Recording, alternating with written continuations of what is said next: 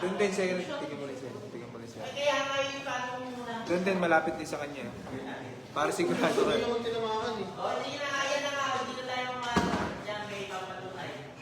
Sa'yo din.